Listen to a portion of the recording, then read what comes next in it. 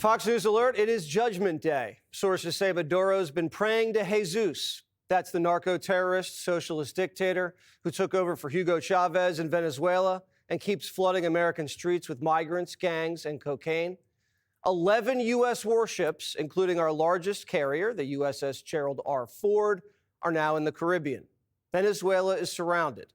The strike group is waiting on orders from the commander-in-chief as the president's holding high-level meetings at the White House, calculating our next move against the narco state. The choice is Maduro's. Trump's giving him an ultimatum: abdicate power or else. After Trump's phone call with the dictator, that's the best offer. The New York Times reported that you had a phone call with Maduro. Did you? I don't want to comment on it. The answer is yes. And can you tell us a little bit about it? No, I can't do that. Mr. President, would you say it went well? I wouldn't say it went well or badly. It was a phone call. This time, it wasn't a perfect phone call. The Venezuelan strongman reportedly asked for global amnesty, and Trump said, how about no? Then he said, what if I hold free and fair elections? Trump said, no, you already did that and you lost. Then he asked, if I step down, can I still control the military? 47 said, pack your bags. Even with a $50 million bounty on his head, Maduro's maintained an iron grip on power by bribing his cronies with kickbacks from the coke, oil, and gold rackets. But this time, the narcos aren't calling shots anymore. Uncle Sam is, a.k.a. Trump. And the president's tightening the noose. In the last 24 hours, Trump declared the airspace above Venezuela entirely closed. Closing airspace can only mean one thing. This is escalating, and it's escalating quickly.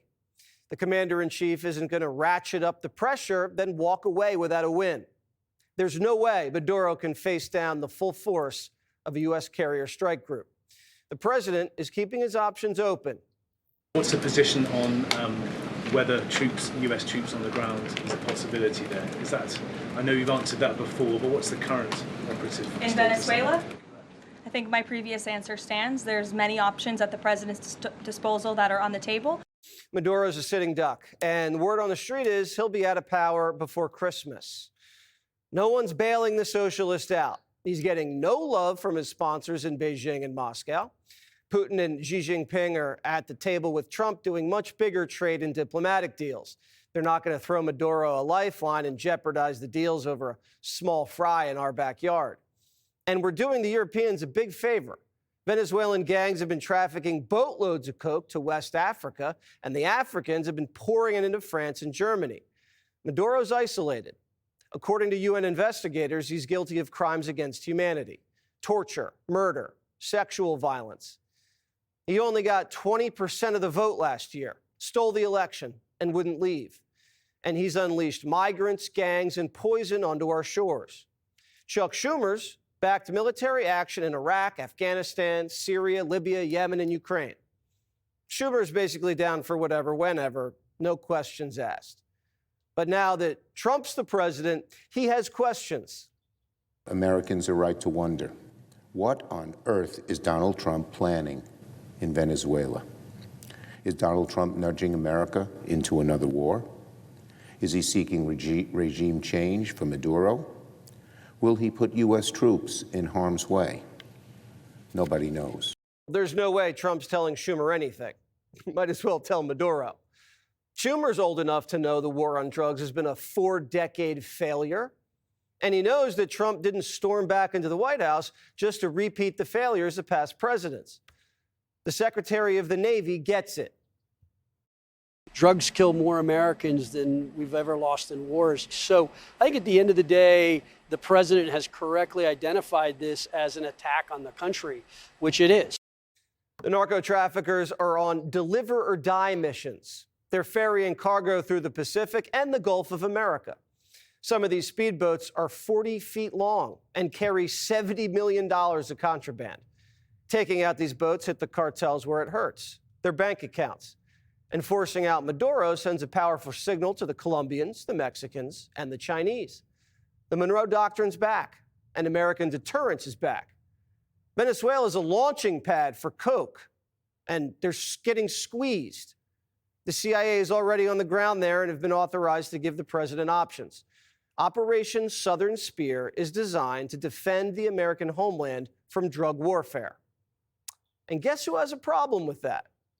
If you want to understand if those are drug boats, who would go on those boats, it's people who have families that have been kidnapped. And they're told, go on the boats or we will execute your children.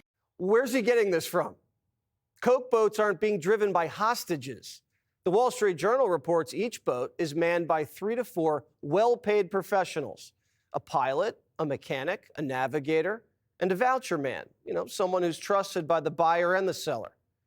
Now, someone's trying to sabotage U.S. operations, and the saboteurs are coming from within our own country. Over the weekend, the Washington Post accused the Secretary of War of committing war crimes. Hegseth order on first Caribbean boat strike, officials say, kill them all. The story goes something like this. U.S. Southern Command launched an airstrike against a Coke boat. They saw that there were survivors and launched a second strike. So there were none. Pete calls it fake news. Quote, our current operations in the Caribbean are lawful under both U.S. and international law, with all actions in compliance with the law of armed conflict, and approved by the best military and civilian lawyers up and down the chain of command. Here's the White House. Does the administration deny that that second strike happened, or did it happen and the administration denies that Secretary Hegseth gave the order? Secretary Hegseth authorized Admiral Bradley to conduct these kinetic strikes. Admiral Bradley worked well within his authority and the law. Lethal operations like this go through layers of lawyers. From the War Department, state, national security, everything goes up and down the chain of command and gets signed off on because we value life in America. The United States has conducted strikes all over the globe like this for decades. But for some reason, when President Trump does it, it's a crime. What law is it that allows no survivors? The strike conducted on September 2nd was conducted in self-defense to protect Americans in vital United States interests. The strike was conducted in international waters and in accordance with the law of armed conflict. When Barack Obama authorized lethal strikes against ISIS during the war on terror, and our operators launched a missile at a convoy of ISIS fighters, and the missile hit, boom, everyone's dead. Wait, the smoke clears. You see one guy still hanging off the back of a Humvee, trying to get away. You double tap, boom, you finish the job. You're not going to send American men in to grab the surviving terrorist, put him in handcuffs, and take him to our base and give him a dinner and a doctor. This is no different. These cartel traffickers have been designated as foreign terrorists. We're blowing up terrorists in the Caribbean, but we're supposed to rescue them from drowning if they survive? Now, I don't know what happened with this strike, but Senator Van Hollen, who never met a Latin gangbanger that he didn't like, has a new hoax. New hoax alert. New hoax alert. New hoax alert. I think it's very possible there was a war crime committed. Of course, for it to be a war crime, you have to accept the Trump administration's whole construct here. That we're at war. Which is we're in armed conflict at war with this particular, with the drug gangs. Of course, they've never presented the public with the information they've got here. But it could be worse than that, right? If that theory is wrong, then it's plain murder. Barbaric cartels are injecting billions of dollars of narcotics into our country, causing death and violence and addiction. That's not a war crime, but stopping them is a war crime. Now we know what the Seditious Six video was setting up.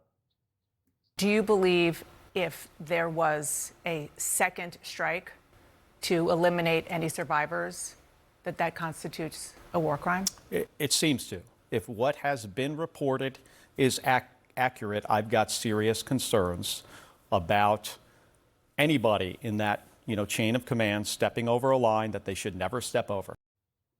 It makes sense, doesn't it? Kelly and his crew were telling soldiers to disobey their superiors to hit Coke boats. Next time the Secretary of War orders a Coke boat blown, we could see soldiers mutiny. Democrats are telling soldiers to mutiny.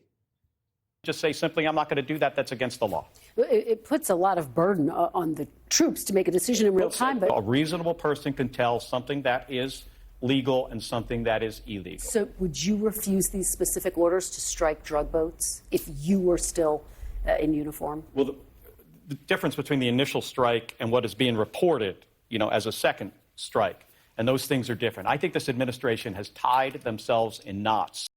Well, the ladies of The View, who I know have never done cocaine, ever, says not only is Hegseth a war criminal, but all the rank and file should go on trial.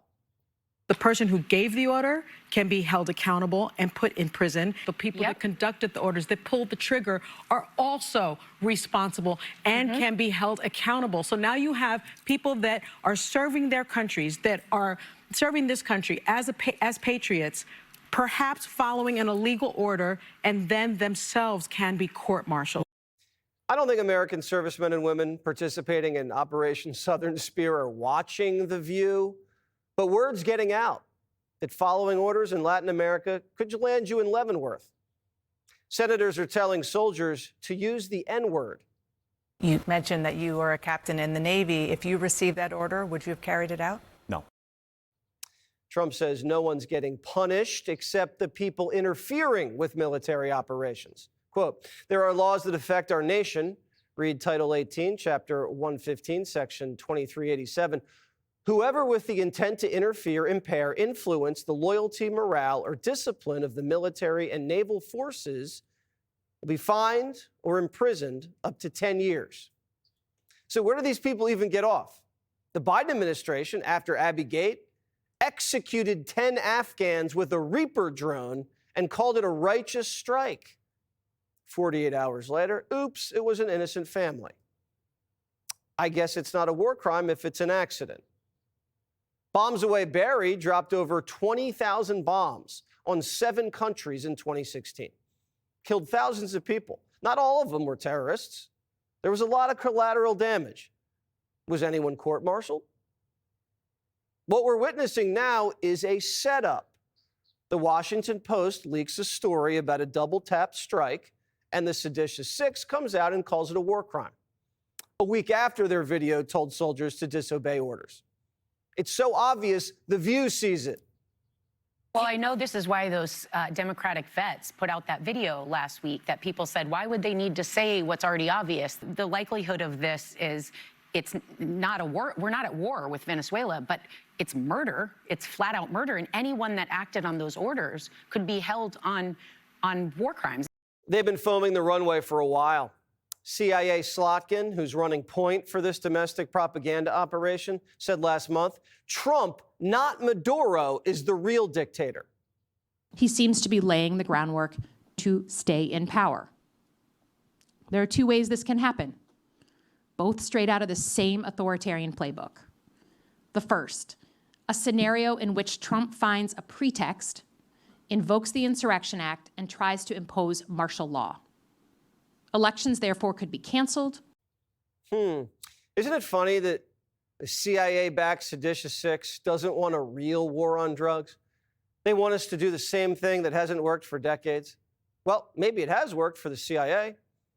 The CIA reportedly uses the war on drugs, cartels, Latin American paramilitary groups, as black ops, off-the-book operations to run money and weapons and rig elections. That's been widely reported. Now the military's leaking classified intelligence about airstrikes in the Caribbean? Seems like there's factions of the government that do not want Trump to be successful in Latin America. Isn't it weird that they have no issues fighting wars in Europe and bombing countries in the Middle East, but when it's in our own backyard and it's something that directly affects the American people, then they have a problem? The United States is under attack from organized criminal narco-terrorists in our hemisphere, and the president is responding in the defense of our country. I do find it interesting that all these countries want us to send, and supply, for example, nuclear-capable Tomahawk missiles to defend Europe.